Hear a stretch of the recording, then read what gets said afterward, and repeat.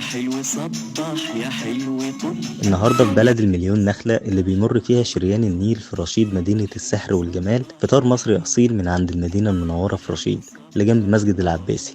الأكل هناك مختلف تماما عن أي مكان، وكل الكرم وحسن الضيافة اللي معروفين بيها كلهم.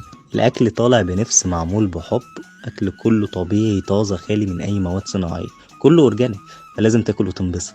عندهم مخللات تفتح النفس وتوابل وزيوت طبيعية جميع الأنواع تلاقي، فول بالزيت الزيتون تلاقي، فول بالزيت الحار تلاقي، وطبق الفول الرسمي عندهم فول بالسمنة البلدي. الطبق الرسمي ده أساسي تجربه.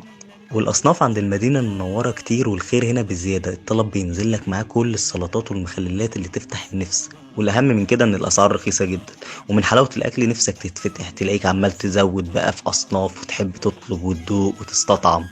الفول عند المدينة جميل جدا وعجب مؤمن، طعمه وريحته تجنن. الفلافل بالسمسم جبنة خفيفة ولذيذة كده، تحس انك عايز تاكل 10 منها، طعمها خطير. العجة طعمها حلو. اسلام دخل على الكشري، طعمه جميل وعجبته الصلصة قوي. البيض مليان بسطرمة وخضار، بصراحة 10/10. البطاطس انواعها كتير، بالكاتشب والبطاطس الجمبري المحشية جبنة المقرمشة. الفول القدرة مع عصرة الليمون بقى حكاية ورواية عندهم.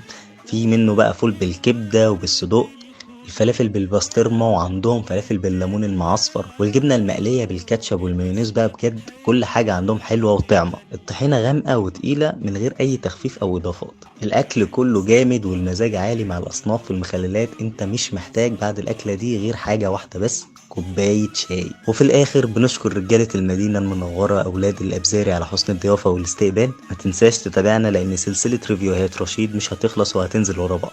وبنشكر جروبات رشيد المحترمين لان كل الريفيوهات اللي جايه بناء على ترشيحاتهم. رشيد ريفيوز، ريفيوهات رشيد واهلها الطيبين، الجروب الاصلي لام حنين. ونشوفكم في تجربه جديده مع المطعم جاي.